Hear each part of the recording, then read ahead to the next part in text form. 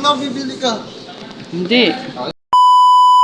What's up mga kapalaboy? Today is video. Sasamahan nga namin tong kaibigan namin na si Ninyo. Sabi nga niya sa akin, bibili daw siya ng pang-ulam niya. Ako naman guys, hindi ako makabili-bili dahil wala pa akong nautangan. At nandito na nga agad kami sa baba guys dahil pang mabilisan lang. Syempre ayaw namin ng matagal kasi nga inaantok na ako. Ang aga-aga pa, inaantok na. Ay naku talaga. Syempre shoutout naman dyan sa dalawang ibang lahi na naman guys. Man o hindi guys, siyempre pansinin natin ng mga yan. Malay mo maging top fan natin yan. Ay sana all, nangarap ng gising.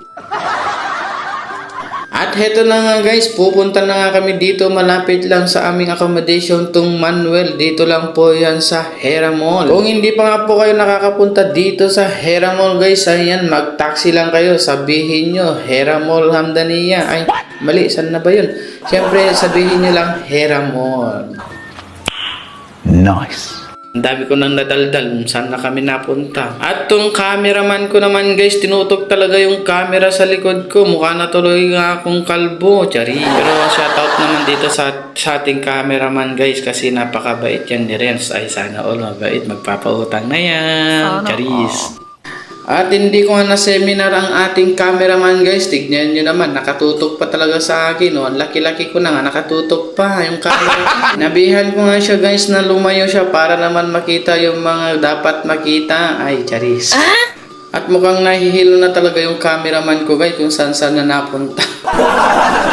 At kinuha ko na muna nga ang cellphone ko guys at ako na nga muna mag-cameraman. Ayan, so ganito ninyo. Ay, Renz, ganito ang mag-cameraman. Ako nga guys ay hindi ko rin kabisado mag-cameraman. So tinatansya ko na lang talaga kung ano talaga yung kanilang kinukuha o ano yung kanilang tinitignan. Sana all.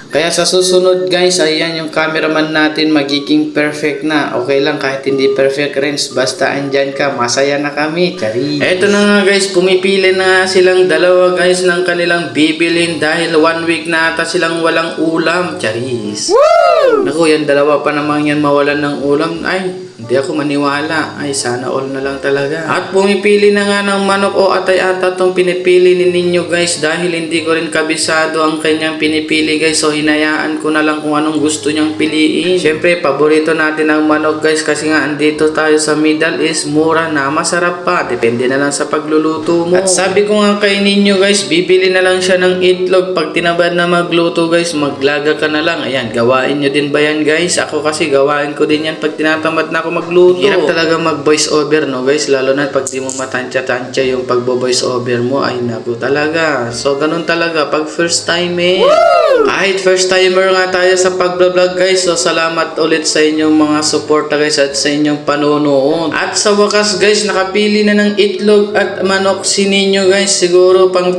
buwan na budget niya na ito. Sana all na lang talaga Ninyo may pangbili. At madalang na nga namin ito makasama si Ninyo guys dahil nag-iba na ang schedule niya. Dadalawa na lang kami ni Renz kung sakali man pupunta kami sa iba't ibang lugar. Ay, charis, sana all maraming pera at mapuntahan ng iba't ibang lugar.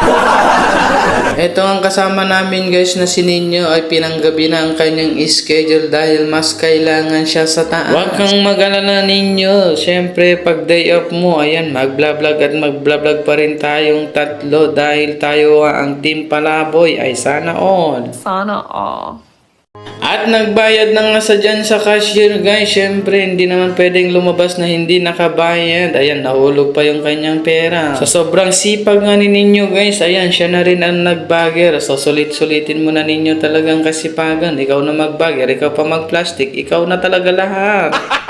Kung masipag ka nga guys, talagang gagawin mo ang lahat para sa pamilya mo. Siyempre, magtsatsaga ka, magtitiis. Mukhang aabutin pa tayo ata ng 24 hours Ninyo kasi gusto ko na talagang matulog. At sa wakas, ayan, tapos na din ang kanyang pagpla-plastic sa kanyang binili guys. So, siyempre, yung cameraman natin, ang sarap ng upo niya. So, hanggang dito na lang ang aming adventure. Ay, ang aming mini vlog guys. Salamat sa inyong panonood. Like and share. God bless. Thank you guys.